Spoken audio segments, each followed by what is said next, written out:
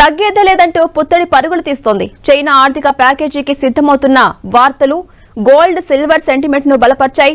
6 నెలల విరామం తర్వాత చైనా సెంట్రల్ బ్యాంక్ గోల్డ్ కొనుగోళ్లను పునః ప్రారంభించడంతో పుత్తడి ధరలు భారీగా పెరిగాయి. అలాగే యుఎస్ ద్రవ్యోల్బణ డేటా కోసం ఇన్వెస్టర్లు ఎదురు చూస్తుండడం, త్వరలో ఫెడరల్ రిజర్వ్ వడ్డీ రేట్ల సవరణపై కీలక ప్రకటన చేయబోతుండటంతో అంతర్జాతీయ మార్కెట్లో గోల్డ్ రేటు పైకి వెళ్తోంది. ఇక ఈ గురువారం యూరోపియన్ సెంట్రల్ బ్యాంక్ కూడా తమ పాలసీ మీటింగ్ లో వడ్డీ రేట్లను 0.5% తగ్గించే అవకాశం ఉందని సంకేతాలిచ్చింది. దీంతో పుత్తడి ధర 2 వారాల గరిష్టానికి చేరుకుంది.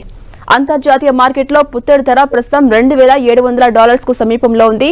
ఇక ఎంసీఎక్స్ లో ఫిబ్రవరి కాంట్రాక్ట్ లో గోల్డ్ రేట్ $250 పెరిగి $77,750గా ఉంది. ఇక రీటైల్ మార్కెట్ లో బంగారం ధర మళ్లీ పరుగులు పెడుతోంది.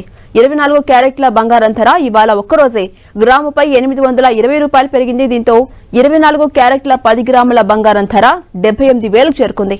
అటు 22 క్యారెట్ల బంగారం ధర $750 పెరిగింది. అటు వెండి ధర కూడా కొండెక్కింది.